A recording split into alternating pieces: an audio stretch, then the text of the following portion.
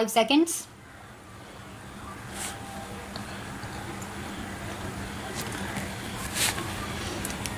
Sir, I am grateful to you for the address which you gave us yesterday.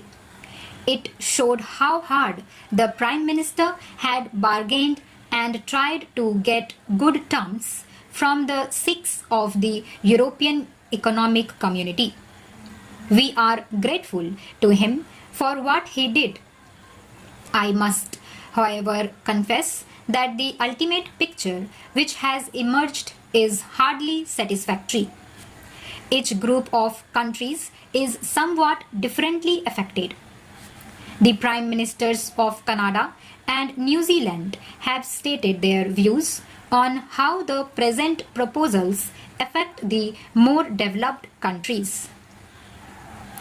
President Ayub, whose country is faced with problems similar to ours, has stated his views.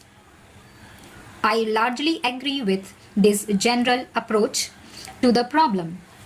I shall naturally deal with the problems facing developing countries like India.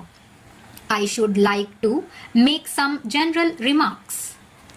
You, Mr. Prime Minister, referred in your opening remarks to the world situation, the present conflict, the two world wars, and the need to prevent a collision between the two great powers.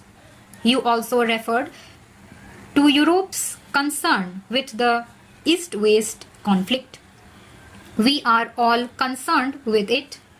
Every step which we now take must therefore be judged from this point of view, namely, whether it reduces tension between the East and the West, and whether it decreases the threat of war. We fear that the effect of the present proposals and the UK's entry into the European community might be the reverse and might add to the tension between the East and the West.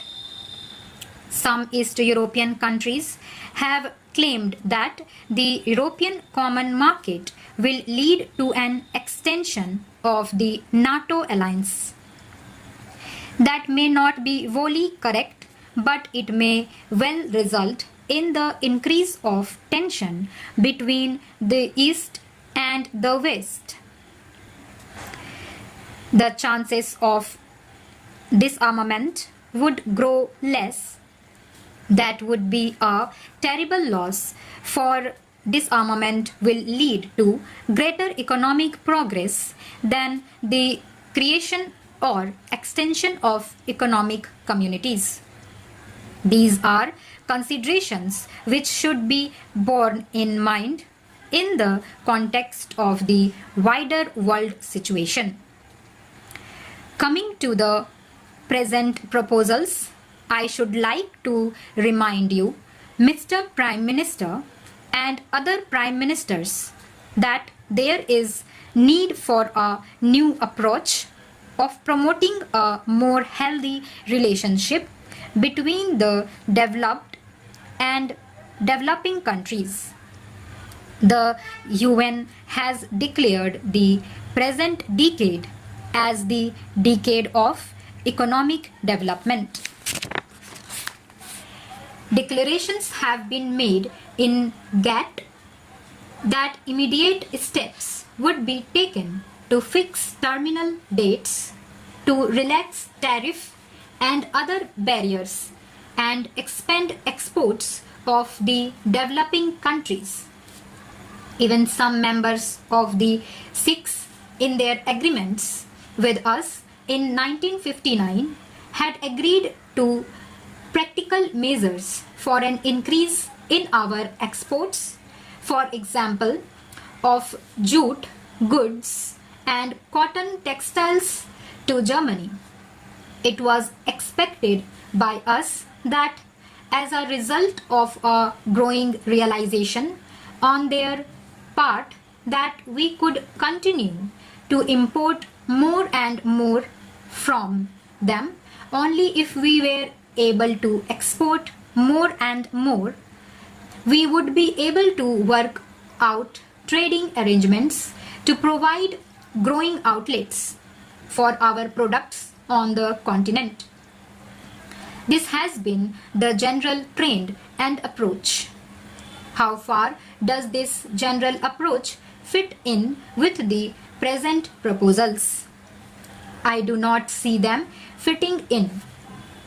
The present proposals are vague and the approach so far made is not satisfactory. Comprehensive trade agreements are a good idea, but in the quest for what has been described as a balance of bargaining positions, the prospects of our being able to negotiate a really worthwhile agreement with the enlarged community seem to us to have been seriously prejudiced. The developing countries are struggling hard to raise the standard of living of their people and the levels of their production. It is impossible for us to import machinery and capital goods necessary for our development plans unless we can increase the level of our exports. We are grateful for the foreign aid, which is largely in the shape of loans and credits. These have to be paid back with interest. We can pay them back only through increasing our exports. There is no other way. We are in the middle of the third 5-year plan. The existence of trade links is important. We are thinking of our fourth and fifth 5-year plans in our perspective planning. We are naturally worried by the adverse effects of these proposals on our plans. The UK's entry into the EEC may well worsen the position not only in relation to our earnings of foreign exchange, but in relation to unemployment and might have grave social consequences from the human point of view. All this does not fit in with an international approach or an approach of GATT as it is generally accepted.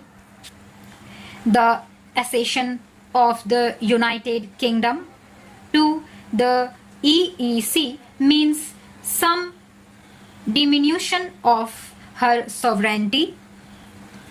We need not be afraid of that if it leads to a world order.